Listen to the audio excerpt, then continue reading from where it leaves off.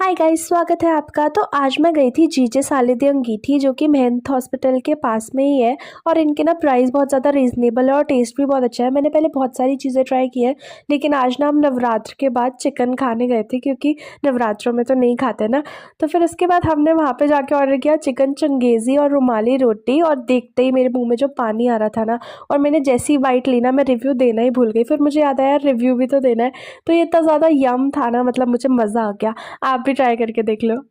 मजाक कर रही हूँ। हमने वो प्लेट चट करके खाया। अगर आप देहरादून में रहते हो ना, तो यहाँ ज़रूर विजिट करना। बाय।